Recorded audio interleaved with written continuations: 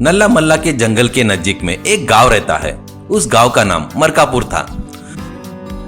उस गांव में मुन्ना करके एक व्यक्ति रहता है। मुन्ना की पत्नी जमुना और रॉकी करके लड़का रहता है। मुन्ना बहुत ही अच्छा आदमी था। कितनी भी जरूरत हो वो गलत काम नहीं करता था।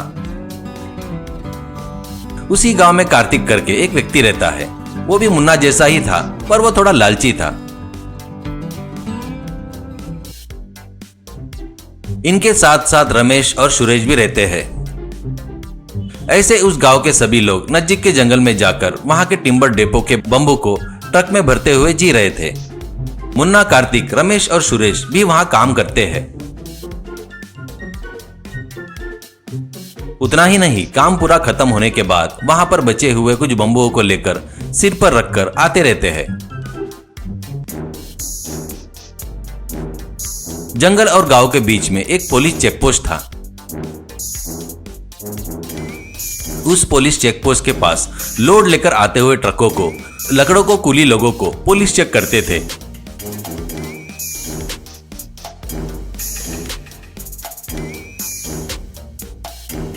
वहां का एसआई बुलबुल पांडे बहुत ही स्ट्रिक्ट ऑफिसर था। वो बोले तो सभी को डर था। ऐसे बम्बुओं को लेकर गांव में आकर वहां पर एक व्यक्ति को वो बम्बू बेचकर और थोड़ा पैसा कमाते थे वो लोग। कूली के पैसे के साथ साथ बम्बू बेचकर आए हुए पैसों से अपने परिवार को पाल रहे थे। ऐसे हर दिन के जैसे कार्तिक, मुन्ना, रमेश और सुरेश डेपो में के लकड़ों को, बम्बू को ट्रक में भरते हुए, गाना गाते हुए वहां पर खड़े सुपरवाइजर के ऊपर जोक मारते हुए रहते हैं। वैसे जोक मारते रहते हैं तो वहां खड़ा सुपरवाइजर, मेरे ऊपर जोक नहीं मारने का, पहले अपना काम करो, ऐसा कहता है। तो मुन्ना, अरे क्या सुपरवाइजर जी, ऐसे ही बोल रहे हैं हम लोग, आप पर जोक मार रहे हैं, पर हम लोग हमारा काम तो कर रहे हैं ना। तो सुपरवाइजर, हाँ, पहले होने दो काम, बाद में सब करना, ऐसा कहता है। ऐसे सभी लोग उन बम्बुओं को ट्रक में लोड करके बाद में कुछ बम्बू को लेकर गांव में वापस आने के लिए निकलते हैं। बाद में व्यापारी के पास बेचते रहते हैं।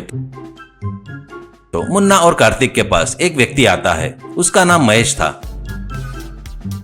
वो अपना परिचय देकर फॉरेस्ट के स्मगलर गब्बर के पास काम करता है करके बताता है। तो मुन्ना और कार्तिक, तो हम लोग क्या करना, ऐसा कहते हैं। तो महेश, कुछ नहीं, हमारे आदमी जंगल में शेर को, हाथी को मारकर उसके चमड़े को, दांतों को अलग करते हैं। ऐसे अलग करके उसका स्मगलिंग करके लाकर बेचते हैं। पर वो एसआई बुलबुल पांडे आने के बाद उसको जंगल से लाना बहुत मुश्किल हो गया है। इसके लिए तुम लोग कैसे भी करके अपने बम्बुओं में रखकर जंगल पार कराओ। तुम्हारे सिर पर रखे बम्बुओं को एसआई चेक नहीं करता। ऐसे गांव में लाकर दिए तो तुम लोग जितना मांगोगे उतना पैसा दूंगा। ऐसा करने से तुम लोग बहुत पैसे कमा सकते हो, ऐसा कहता है। मुन्ना, ऐसा करना कानून के खिलाफ है। जंगल के जानवरों को मारना बहुत बड़ा गुनाह है, बहुत बड़ी सजा भी होती है। मैं वैसा काम नहीं कर सकता, करके बताता है। पर कार्तिक लालच से महेश को देख रहा था। बाद में वो लोग वहां से चले गए, पर महेश को लगता है कि वो काम कार्तिक से करा सकते हैं। बाद में कोई देखने से पहले कार्तिक के पास आकर कार्तिक से मिलता है। पहले कार्तिक शक करता है, पर बाद में पैसे के लालच के कारण वो काम करने के लिए तैयार हो जाता है। अगले दिन महेश के आदमी कार्तिक को कुछ हत्ती के दांत, शेर की खाल देते हैं। कार्तिक वो लेकर वहां पड़े बम्बुओं में अंदर घुसाकर बाद में सबके साथ बम्बू को लोड करके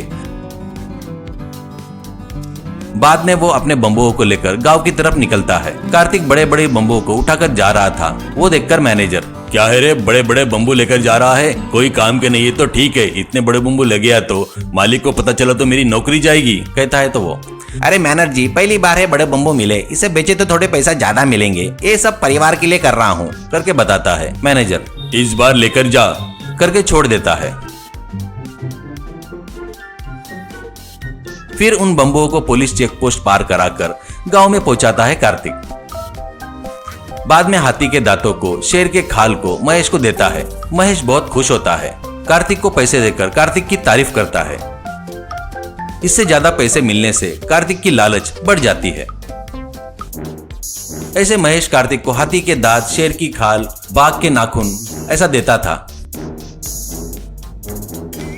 और कार्तिक उसे चेक पोस्ट पार कराते रहता है। कार्तिक में आए बदलाव को देखकर मुन्ना को कार्तिक पर शक आता है।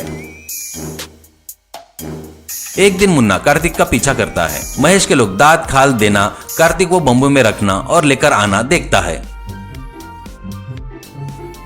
बाद में तुरंत एसआई बुलबुल पांडे को फोन करके कार्तिक कर रहे काम के बारे में बताता है।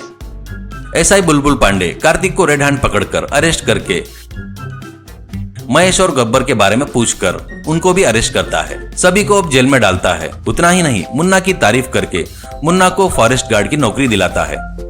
अब मुन्ना और मुन्ना का परिवार बहुत हंसी और खुशी से जी रहे थे।